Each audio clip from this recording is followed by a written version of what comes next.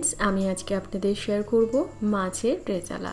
Normally आमरा माछ दिए झोल झाल एसबई खाई, तबे सामने दुर्गा पुजो आसछे, आपनारा किन्तु बाड़ीते गेस्ट एले तादेरके एई रेजाला बानिये खाওয়াতে पारेन।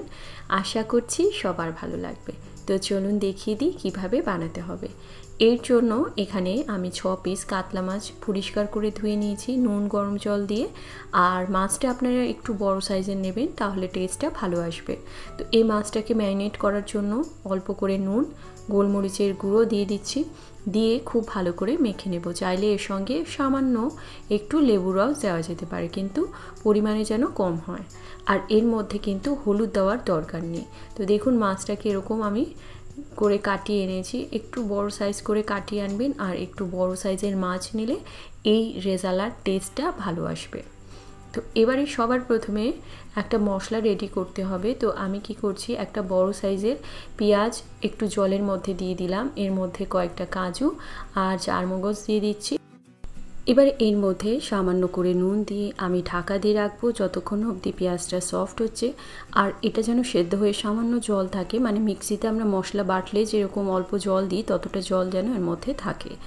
এবারে এই সমস্ত মশলা জল শুদ্ধই মিক্সির মধ্যে দিয়ে দেব। এটাকে একটু ঠান্ডা করব, তারপর এটাকে পেস্ট করতে হবে। 1/4 কাপ মতন আমি টক দই দিয়ে স্মুথ করে পেস্ট করে নেব।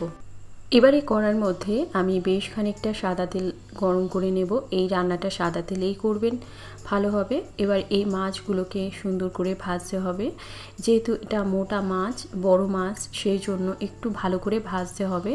দেখুন সুন্দর করে মাছগুলোকে ভেজে নিয়েছি। এবারে এই মাছগুলোকে তুলে রাখবো। এইভাবে সমস্ত মাছগুলোকে ভেজে নেব।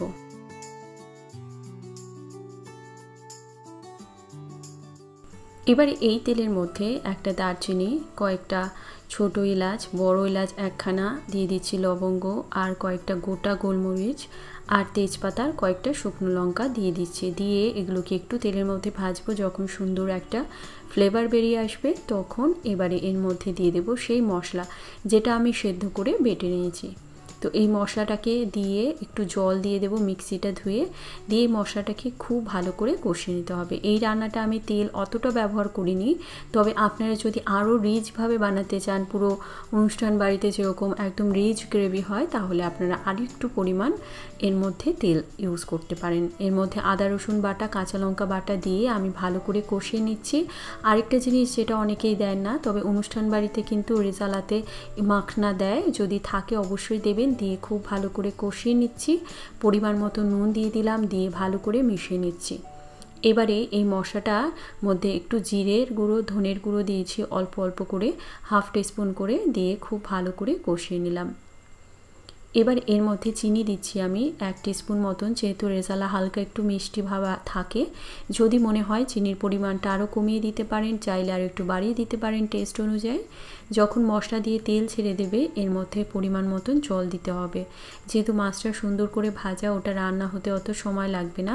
তো এবারে ভাজা মাছগুলো এর মধ্যে দিয়ে দিচ্ছি, দিয়ে ভালো করে মিশিয়ে নেব। আঁচটাকে লো করে দেব যখন ফুটে উঠবে গ্রেভিটা। এবারে লো আছে রান্না করব যাতে গ্রেভিটা একদম সুন্দরভাবে রান্না হয়ে যায়। শেষে আমি কয়েকটা চেরা কাঁচা লঙ্কা দিয়ে দিচ্ছি আর গরম মশলার গুঁড়ো দিয়ে দিচ্ছি। এর মধ্যে সামান্য একটু জায়ফল আর জয়ত্রীও ছিল। এবারে ঢাকা দিয়ে গ্যাসটাকে অফ করে দেব। তো তৈরি হয়ে গেল মাছের রেজালা। আপনারা এটা পোলাও, ফ্রাইড রাইস বা নর্মাল স্টিম রাইসের সঙ্গে সার্ভ করতে পারেন। যে কোনো ফেস্টিভ্যালে এটা আপনারা বানিয়ে আপনাদের গেস্টদের খাওয়াতে পারেন। আশা রাখছি সবার ভালো লাগবে। কেমন লাগলো আমাকে অবশ্যই জানাবেন। যদি ভালো লেগে থাকে একটা লাইক করুন, শেয়ার করুন, আর এরকম রেসিপি পেতে আমার চ্যানেলটিকে সাবস্ক্রাইব করে পাশে থাকুন। ভালো খান, সুস্থ থাকুন।